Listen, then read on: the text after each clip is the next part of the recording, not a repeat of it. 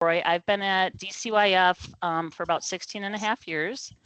I did interstate compact on the placement of children for the first 5, and I've been working with North Star Care for Children in the MAPCY since 2014, which is hard to believe. It's already been around for 10 years, and it still seems like it's new to a lot of people.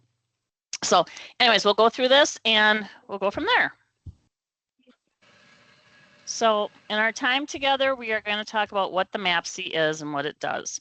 So for all of our kids who are in North Star Care for Children, there's 3 different parts of the benefit package. The first one is a basic rate. So what that is just going to be set by the child's age. It's going to change at the point a kiddo turns 6, and it's going to change again when that youth turns 13. That's just for the basic cares for a kiddo that you're taking care of, okay?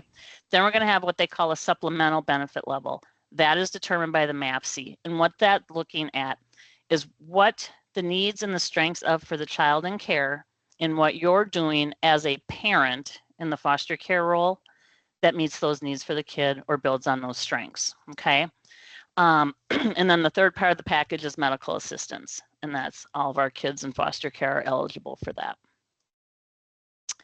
So MAPCY stands for the Minnesota Assessment for Parenting of Children and Youth, and that is used to determine that monthly supplemental payment. It's going to be available to most of our kids, all of our kids in foster care, and then those that are going towards adoption who are under the guardianship of the commissioner, and then for any of those kiddos that you're caring for that are going to go through the kinship assistance process with a transfer of permanent physical legal custody. So this all this fun started in January of 2015. Like I said, I can't believe it's already been almost 11 years. So payments are going to work the same for all of our eligible kids in foster care, adoption assistance, or kinship. It's available to most of our kids. It's going to be set solely by what the MAPCY determines. We'll get into that in a little bit. What it's looking at is how much extra care and attention you're giving a particular child who is in your care. So even if you have a sibling group of, let's say, 2 or 3, you should anticipate that that MAPCY is going to look different for each of the kids that you're caring for, okay? Payments range from level B. Why does it start at B? I can't tell you. I did not build this. My job is to help you guys get through it and provide for stable placements for your kids. So B stands for basic, and the MAPCY can go up to a level Q. So in the wonderful state of Minnesota, we start our alphabet at B, and we top it off at Q. This fiscal year, which is July 1st of 2025 through June 30th of 26, each level of the MAPCY is worth, for lack of a better term, $121. So if you have a child who's a level C, they're going to get that basic rate plus 121. We'll talk about that a little bit later when we talk about benefits. So any child that you have in care, Minnesota County or Tribal Social Service agencies are going to work with you to determine that MAPCY to help support that child in your care. What it's looking at is the needs of the child in addition to the strengths that they have and what you're doing as a foster parent to build on those strengths or meet the needs of the child. Key takeaway on this is that the MAPCY, he is so cute. I just keep looking at him. He might be a better presenter. Maybe we should have him go. But what the MAPCY is looking at is the parenting that's involved with taking care of a child. So it's not looking at services. So if you have a kiddo in your care and you have, let's say, 8 hours a day of PCA services coming in, or 4 hours of PCA services coming in, or waivered services helping take care of that child, the MAPCY is not going to include those as it's rating the parenting that you're doing for that kiddo. Fastest way to find the tool is to Google. Use your Google machine and type in MAPCY. You can get both the child tool and the youth tool. And I think that would be helpful at the point a kiddo is placed with you, because you can review that. It's in statute that an assessor does the MAPCY with you. So we would not think any Dakota County placing worker or any other private agency worker who is placing with you is just going to drop off that MAPCY, have you complete it, and send it in. That shouldn't be happening. It should be a collaborative effort between you and the assessor to go through and determine. But I think it's a good head start if you have a copy in front of you, so to help guide that conversation. So the process is, we have a child placed in foster care. The county or tribal agency staff is going to meet with you to gather input on who that kiddo is, what needs they have, and what you're doing to meet those needs.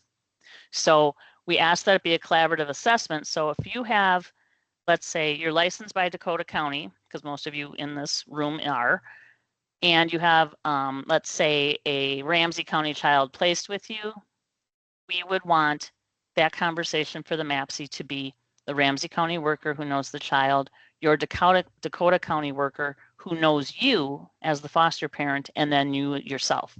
So that's more of a collaborative effort. So someone knows the needs of the child, someone knows what you can do as a foster parent. It's going to be a better assessment if we get everybody to the same table. Key takeaway on this, in statute, it's not required that it be a face-to-face assessment, but it has to be done in collaboration with you.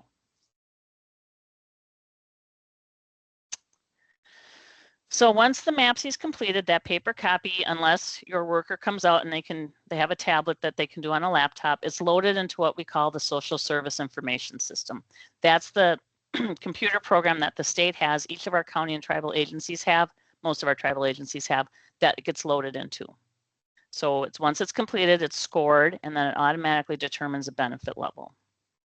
Then whoever did the assessment is going to refer it to their agency approver for them to approve it.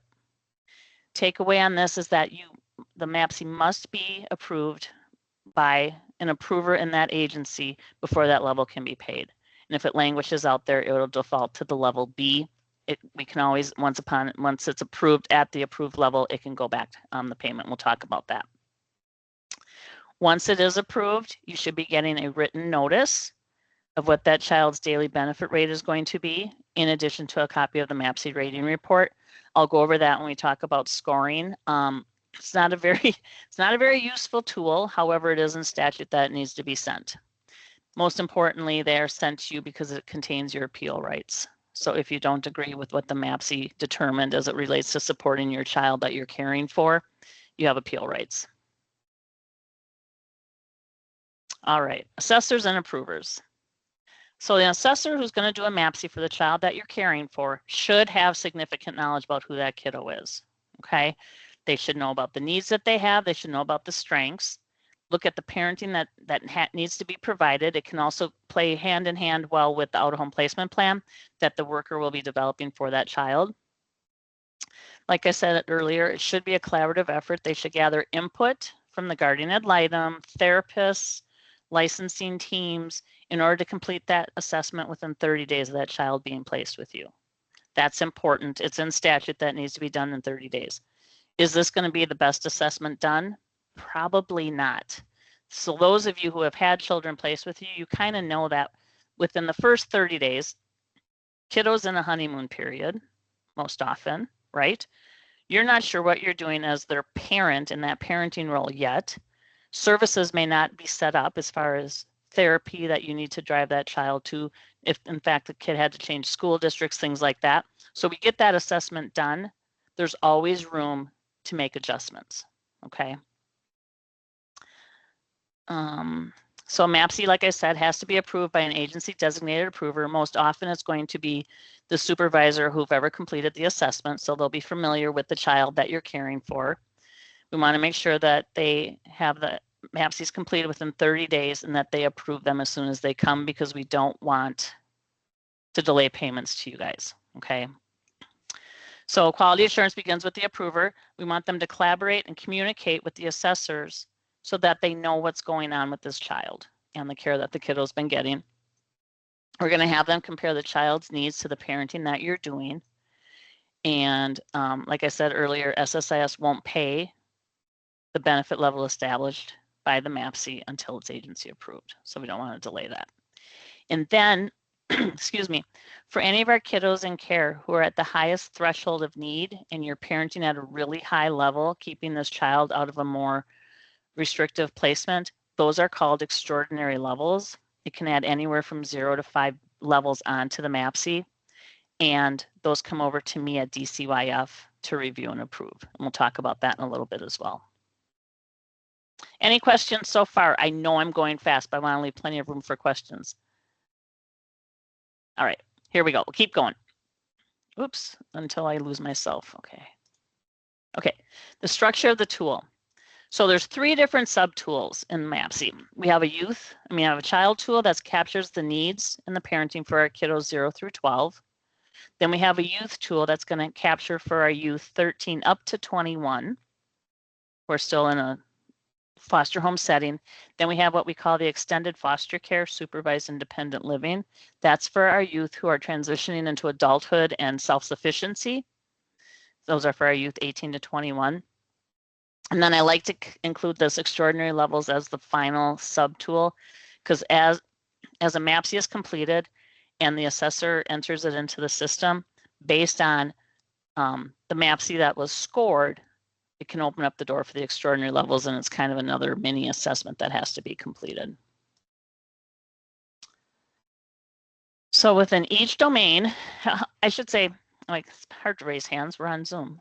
But if you've ever looked at the MAPCY before, you'll see an introduction within each of the domains and what that domain is looking at. What are we measuring? Okay.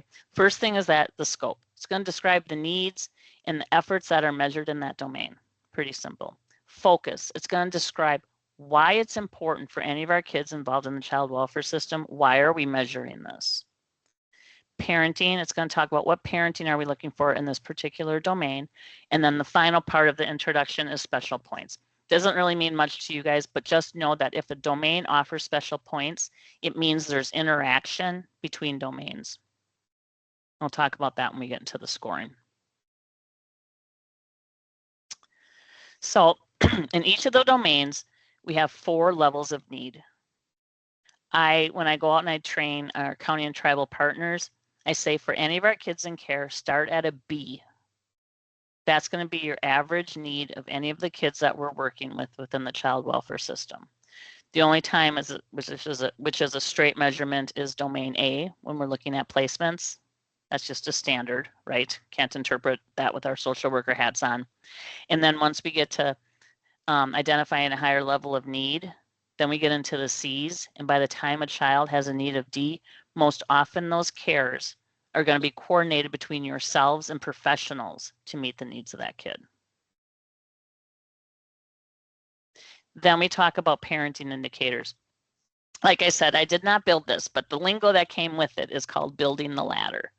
So as you look at the parenting that you're doing for a kid or youth that you're caring for, you're going to start at basic. Most of that is, you provide toys and books, food for the child, just that basic level of parenting. Significant is getting into more structured type things as far as what you're doing for parenting. And then once you get into the extensive and the exceptional, those need to be described. And those are higher levels of what is going on in the home that's kind of above and beyond normal parenting. We have many of you guys have, and you are doing those things to help build on the needs of our kids. So at any point that an assessor is completing the tool with you and you have a child need of D or any parenting of extensive or exceptional, that they have to describe that. So if you're just like, yep, he's a D on everything from domain A through G, he's a D. They're going to say, why do you say this? You need to support what you're seeing and what you're doing in order for them to validate the rating when they submit the MAPCY. Because all those boxes need to be filled in once you get to the child need of D or the high levels of parenting. So the child domain. So this is for our kiddos 0 through 12. Okay. There's 8 different domains. There's also 8 with the youth tool, but I'll go over these not too quickly and plenty of room for questions. The child domain has 8. This one has childcare. This falls off when a kid turns 13. And then they pick up a domain that's called young parent. We'll talk about that. So domain A, placement experience. How many placements has this child had? Okay, it's pretty straightforward, not a lot of interpretation on the need. However, for a lot of our kids, which the tool reflects it, but not the way we record placements in the SSIS system as it relates to state and federal regulations. If a child has been hospitalized It doesn't go into the child's placement history as a placement. It goes in as a location. Doesn't mean a lot to a lot of us, but just know that when I'm going out and training folks, even though it doesn't count as a placement as it's recorded, if you look at it through the lens of that child, the child was placed with you, the Andersons, was hospitalized 2-3 weeks for whatever reason, and then was returned to your care. I count that as 3 placements. Because that really plays into the experience that this child has had, even though they went back to you. So the wording's not quite there yet in the tool, and I'm working on changes within our IT department to get that changed. Domain B is looking at dynamics in your home. How many children are you caring for? Is there a sibling group? Is this the only child in the home? So takeaway on this one is, if you're caring, let's say if you're a relative provider and you're an aunt and the kiddo that's in foster care with you identifies your 2 kids as who are truly cousins, identifies them as siblings because you've always cared for those kids together, that can be counted as a sibling relationship. Keep the cultural lens on. If they identify those cousins as siblings, go ahead and count it, because what it's looking at is, how are you parenting the children in your home as a whole family unit, okay, and keeping them safe. Domain C, we're looking at supervision, guidance, and structure. So what kind of supervision does this child need? Do they have any conditions or behaviors that limit their daily functioning or severely limit their daily functioning? And what do you need to do as a parent to meet those supervision needs? Can the kid be in another room, or do you have to have hands-on, eyes-on supervision all the time? That's what we're looking at in this one. Domain D is a big one because we're looking at a child's mental health, their physical health, and the developmental needs that they have, and what you're doing to meet those needs. So as we look at, if a kiddo has high level mental health needs, high physical needs, and or developmental needs, a lot of the parenting that happens with any of those when a child has those high needs, so the parenting can look the same. So they threw them in to one big domain that holds a lot of points. So as you go through the tool, make sure that you're addressing all 3 of those different types of needs as you're looking at the parenting. Domain E, we're looking at preserving connections. How does the child respond to visits that they have with the removal family? Are you responsible for supervising those visits, getting the kid to those visits, welcoming the child home from those visits, and dealing with the aftermath or different behaviors that the child might have at the point they return to your care? Looking at that. Domain F is looking at developing identity. So for any of the kids you're caring for who are under the age of 3, this is auto-rated as a B. Okay. What you can capture, though, is in the parenting, is anything that you're doing to help that child. So when the tool was first developed, they had everything for the kiddos under 3 auto-rated as a B, and you couldn't get any parenting. Well, that didn't work for those of us who are out working with you guys, because we're like, we know that you might not be able to identify if a child has a lack of identity, but we know the minute you hold an infant that you're helping build their identity. So all the parenting can be rated at this point. Domain G is looking at education. Takeaway on this one is, just because the child that you're caring for might not be the brightest does not make them a D. If he or she is on an IEP and they're meeting all the goals and expectations of their IEP, that would be a B. At the point you get into not meeting the goals and expectations, or a child's failing more than half their classes, is when you get into the D. And how are you supporting that child's educational experience? Domain H is, I'm an ambassador of DCYF. However, I hate Domain H. For any of you foster parents who work outside your home or attend an educational vocational program, this is to help support the child care needs that you may have. It's a yearly average of the care needed so that you can work or attend an educational or vocational program. Even if you need full-time childcare, the reimbursement through the tool is only $484 a month, which in the metro area, it's probably 2 weeks worth of care, right? So it doesn't support as best as I would like.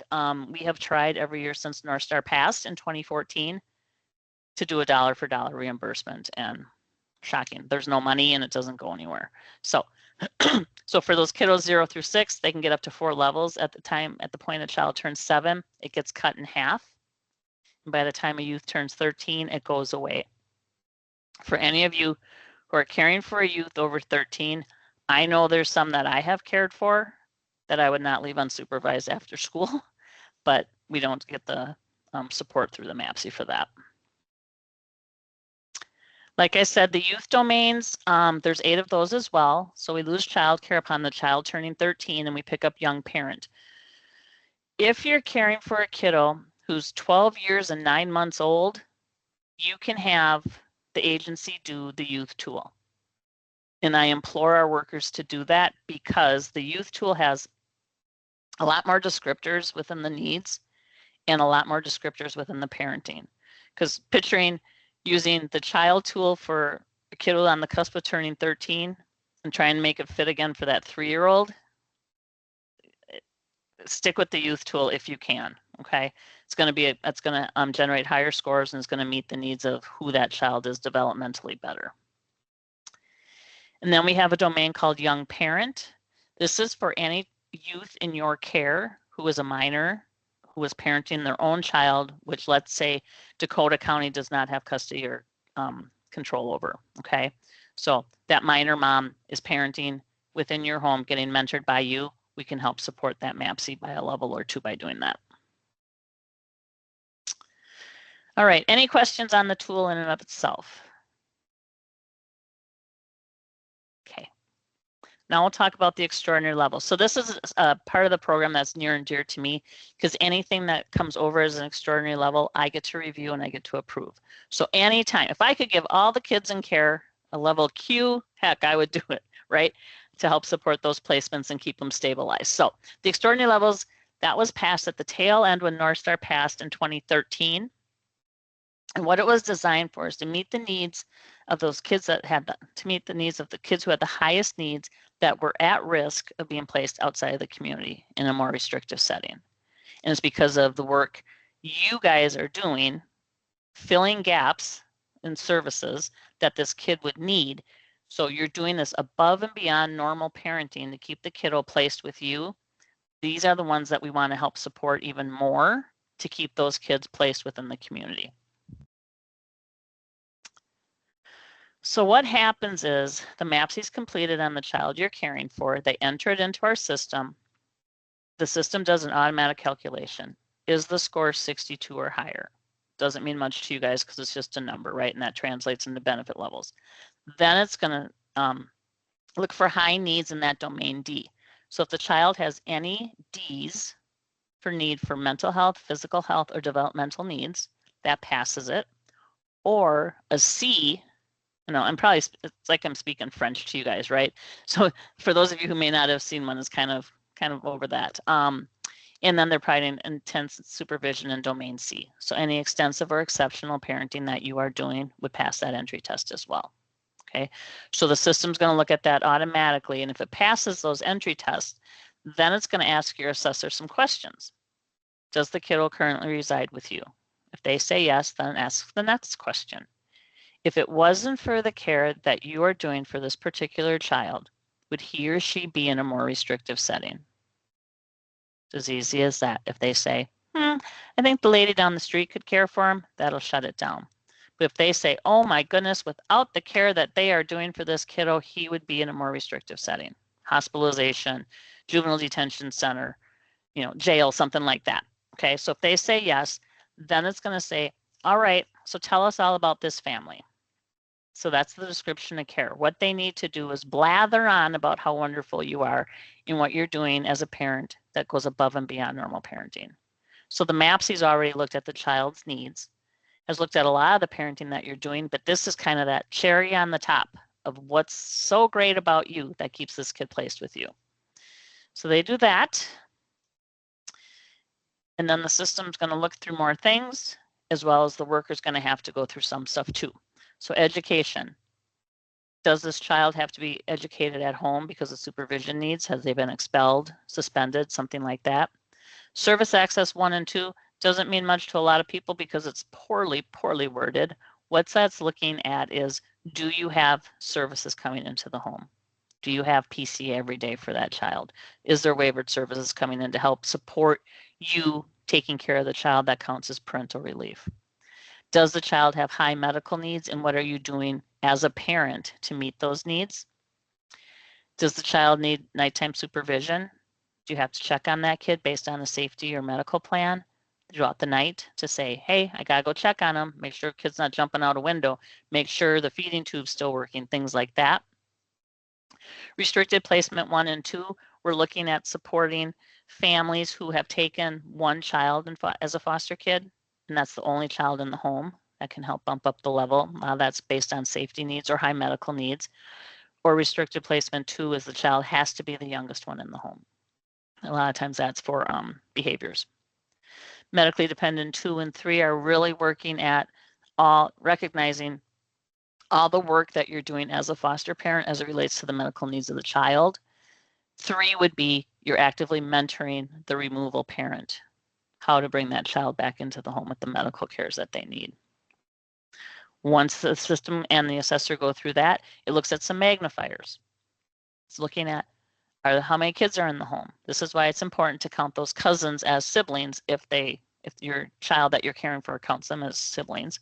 Then also the placements, where a lot of the times the extraordinary level kiddos have had hospitalizations, so that really plays into their experience and it can help bump up their MAPCY score. All right, scoring. Any questions on the extraordinary levels? All right, scoring. So there's no magic formula that determines a child's MAPCY score. Agencies enter in the A's, the B's, the C's, all the levels of parenting. They hit a magical scoring button. It scores it, it gives it that numeric score, and then it translates it into a benefit level. Obviously, lower scores are going to result from more A's and B's, obviously less C's and D's, fewer parenting indicators. So the less you do as a parent to meet the needs of that child, the score is not going to be as reflective of that, okay? Few high ratings on the indicators. If you have just a few significance, you don't have many exceptionals or extensive or exceptionals, and then an incomplete ladder. So what that means is if you have a basic, significant, extensive, and exceptional, the kid's going to get all the points afforded in that domain, okay? However, if you have a basic, a significant, there's no extensives, and you get up to an exceptional, the kid's not going to get all the points afforded. So we go through it with a fine-tooth comb to see if you can hit every rung of the ladder. And then on the flip side, higher scores are going to result from more C's and D's, less A's and B's, more indicators. The more you're doing as a parent for that child, the higher the score will be, because more is more. And if you have more extensive and exceptionals and you have that completed ladder.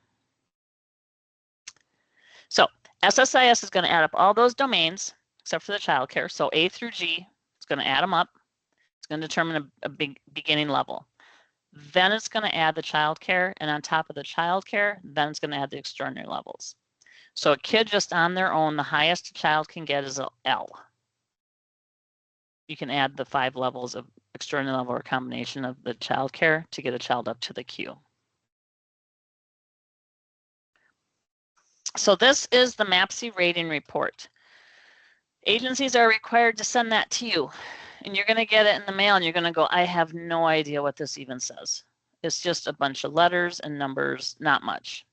What you can take away with it is the first page will show you the highest needs that were rated for that child. On the bottom right of that page, it'll show you the current approved level. Second page is going to have the appeal rights for you and the reassessment schedule. And then starting with the third page, it's going to show you what was selected in that MAPCY. So if you sat down with the assessor, and I don't know if you guys can see this because it's pretty small, you can see in domain A that there was no extensive selected. So you know you did not get all the points afforded for that domain. But it just shows you anything that's circled is what was selected in that MAPCY. The tail end of the report is going to show you what populates in those text boxes that the assessor had to plug in for the high needs of D or the high level of parenting that you're doing. So the descriptions will be in there. It's helpful to me is if something comes over for an extraordinary level, helpful for the approvers when they approve. What should make sense to you when it comes with the MAPCY rating report is this notice to caregiver. What this is going to show you is the effective date of this MAPCY, the child that it is for, the agency that approved it. It's going to show you the child's daily basic rate plus their daily supplemental rate, which equals their total daily rate. That's what you probably are interested in because you need to know what monetary funds are going to help support the kid's placement. Also on this form is the appeal rights. So you have 30 days from the day you get that notice to file an appeal if you don't agree. Most often in my experience, what I have seen is that you work it out with the agency that completed the MAPCY, and if something was missed, they tend to keep it simple so you don't have to go through the appeal process because it's not fun for anybody and it's a time consumer. So anytime we can keep it simple and break it down, we do that. All right, benefits. So the payment for a child in foster care is going to be based solely on the basic per diem, which remember that changes when a kid turns 6 and again when they turn 13, and then what the MAPCY determines. So you might get a notice saying, okay, thanks for taking care of Timmy, he's a C. And you're like, no, he's not a C. I know this kid's a G. I know it. I just feel it. We can't override the system. So then you work with the agency to see if there were things that were missed because programming does not allow them to override it. So this fiscal year, the basic rate, and I understand and appreciate you guys get a daily rate for taking care of a child. It's just easier for descriptions for me to do a monthly to show what it is. So the basic rate for our 0 to 5-year-olds is $827 a month. When North Star started, it was $565. For our 6 to 12s, it's $979 a month, and once a child turns 13, it goes up to $1,157 a month. MAPCYs get approved at the agency level. If there's an extraordinary level, it comes over to me for approval. On the right side of the slide shows each level of the MAPCY. This fiscal year, like I said, is worth $121. By the time a child gets up to a Q, it can add $1,800 onto their basic. Those kids are out there. Excuse me. Okay, so this is just a rate setting example for a 10-year-old, just to kind of show you what happens with the money when what a MAPCY determines. So a child gets a level B, they're just going to get that basic rate. So he's going to get $979 a month. Kiddo has a level D, that's adding 2 levels of the supplemental. So we still have the same basic, the $979, but it's adding 2 levels of MAPCY, $242, total of $1,221. Level J is adding a decent amount of supplemental to that. But once you get to level Q, it's adding 15 levels of MAPCY to that. So that can bring the balance, excuse me, the monthly payment up to just under $2,800 a month. Now, I told you I did not like the child care slide. This one's even worse. For any of you who might towards permanency for the child that you're caring for, and you sign the benefit agreement when the child's under the age of 6, this happens to the benefit level and permanency.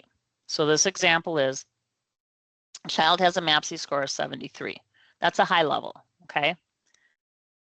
Can you guys see this okay? It seems like is it really small? Yeah, you can't see. See, you guys are so polite. So polite. I can see it. I can see it good.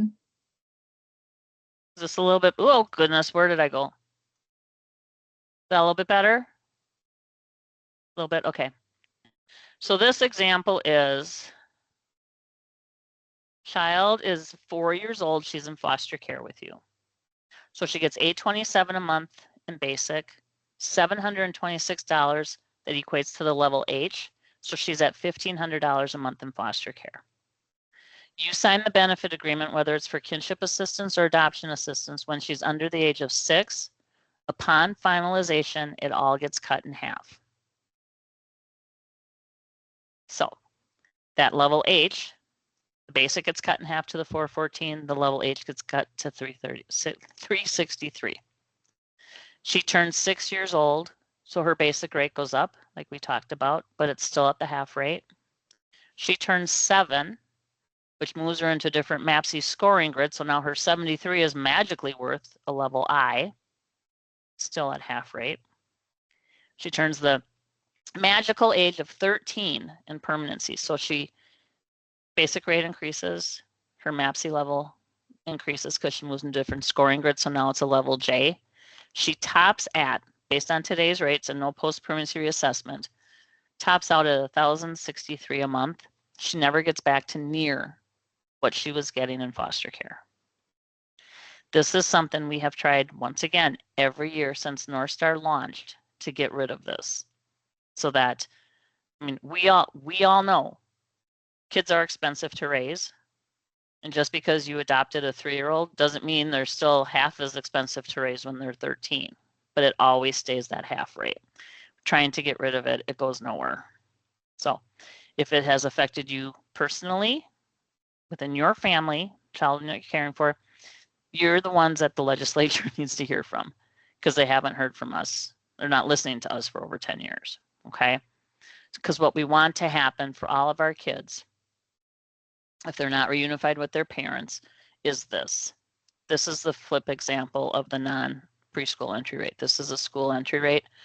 Same example, score of 73. Kids in foster care, they're getting that 1553 like the first example is. You sign the benefit agreement after the child turns 6 and it finalizes, everything stays at full rate for the life of that benefit agreement. So the same example I showed you, the basic rate changes when he turns 6, the MAPCY grid changes when he turns 7, so it's still that I. Magical age of 13, basic goes up, supplemental goes up. This kid tops out at $2,100 a month, which is more than what they were getting in foster care. That's what we want to see happen to all of our kids. That's what you guys need to help support your kids in permanency. So I see some heads shaking. I see some people going, no way. Some people are like, yep, you got it. We are aware and we have tried really hard to make this right for the kids and for you. All right, additional things to know. So the process hasn't changed for appeals. Like I said, the appeal rights for you are on the notification to the caregiver in addition to that MAPCY rating report. If you ever get a MAPCY rating report that you want it explained to you, the last slide on this PowerPoint is my contact information. Actually, you guys can call me with whatever. It doesn't have to be the MAPCY rating report. If you have any questions about MAPCY after we meet tonight, give me a call. Just say, hey, I was at the Dakota County training. I didn't get this, or I have a personal example. I will start at the beginning with you and I will go through the end. So reassessments. So they must be completed within 30 days of the following. For a kiddo in foster care, change of placement location. So the kid was placed with you and then went to the Bensons. That kid needs a new MAPCY, okay? For a child in foster care, at the request of the financial, I forgot a slide in here. Okay, for a kid in foster care, at the request of financial or legal responsible agency. So if your licensing agency wants to do one, they can do one, okay? I caution them, do not do one to pull the rug out from underneath you because that's just not nice, right? We don't want that to happen. At the request of the commissioner, doesn't happen. At the request of the caregiver. So this is what you need to know. It needs to be in writing. Many a times, I know you guys can call your worker and say, hey, this just doesn't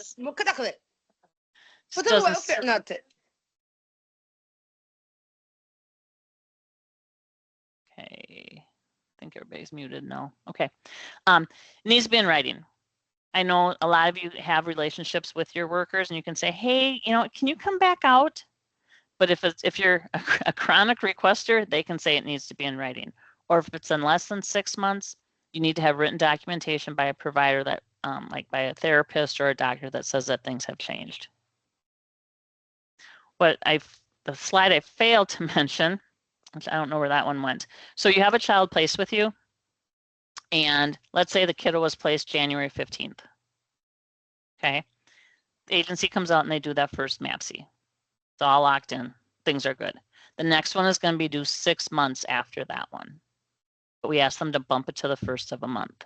So you would say, okay, See you in July, right? The next one's going to be due for July 15th. It'll be due August 1st. Okay, it's going to be 6 months, but we're going to bump it. If something happens within that first 6 months and you need a reassessment, agencies can come out and do that.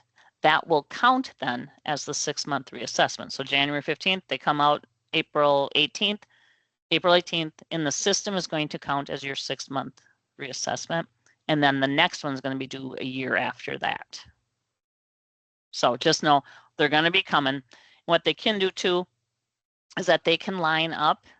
Like if you got Johnny placed with you in January and his little baby sister Susie just came last month, they can try and coordinate those that they're due at the same time. Okay, easier for you guys, easier for them. So since North Star started, there have been 144,000 MAPCYs completed. This is a duplicate number because it comes in, the reassessments. We have some queues throughout the state, not too many, but they're there. So just know that a lot of kids are falling in between the D and the G's to help support their cares. One thing that might be helpful for you is there's a MAPCY. If you haven't had a MAPCY completed on a child that you're caring for, there's a brochure that explains it. That that just shows what it's going to be measuring, and that can be helpful. And then we actually did this in about 45 minutes. So this is my contact information. I answer my phone. I respond to emails. So if you guys have anything as it relates to MAPCY or North Star or kinship assistance or adoption assistance, I can be your girl. So just reach out to me if I don't have the answer. Like I say, I've been at the state for a while. I can connect you to the people who would have the answers. If you find that hasn't been a collaborative effort between you and the placing agency, call me. There have been times where I have sat down with foster parents, placing workers, and private agencies, and we have sat down, we've done the tool together. Started at A and went through the alphabet. Okay, so I can't even say more to you guys about how much I appreciate foster parents and what you guys do for our kids in care. And anything I can do to support kids and stabilize placements, I will do. And that is why I'm here tonight. That's why I'm opening up my door to you. You call me, you email me, I am here. I will work with you to help support those kids that you guys are so graciously caring for. It's amazing work that you do. I see a question, Jess. Are there any exceptions for extra assessments beyond 6 months and 1 year for unusual circumstances such as foster child having a baby or their own or foster? Oh, absolutely. Yeah. So if something changes today and you weren't due for a reassessment till, let's say, March, by all means, call the worker, say, everything changed. Everything changed. The baby was born or got a new assessment. Now I'm taking the kid to therapy every day for the next 8 months, whatever. I say just call the worker, keep it as small as you can. They may say, and they can fall back on statute, most agencies don't, just say, they might say it has to be in writing. But just know that they will get out there and they will do it. And if they don't, then you call me. Not that I have a lot of teeth, right? But I will work with them to get them out there to make sure that the needs of that kid are being taken care of. Welcome. What else you guys got? Anything in particular, or is the agency approver the child's caseworker? No. The child's caseworker is most often the assessor. So they go out and they're talking with you about the needs of their kid, and you're saying, well, I know those needs, I know this strength, this is what I'm doing. Those go together. And then once that assessor loads it into the system, most often it's their supervisor who is going to be the agency approver. Some agencies do it different, but most often it's the case manager who's doing the assessment. Okay, Maya, I look forward to your phone call. Are expenses for clothing and extracurricular activities included in monthly rate? Yes and no. Upon a child's first placement out of the home, they can be eligible for an initial clothing allowance. that you would have to work with the placing marker on to know if the child's used it yet or not. Extracurricular activities, it's kind of included in the tool. That would be in domain G, the tail end of that. There's not a lot of points in domain G. So even just if you bring the kid to 3 extracurricular activities, chances are it's not going to bump up the level, but the scoring of this beast is so crazy that so many different things play together. So just one click is not going to bring it up a level, but it's that multitude and that interaction between the different domains that can. So it's possible, but not a lot, because each level is $121. And you sign a kid up for basketball, there goes, right? There goes $500 these days. So it's crazy. If you have the foster child's cousin in your home 20 to 30 hours a week due to parent working, is that considered a sibling? No, it would have to be living with and or in placement together.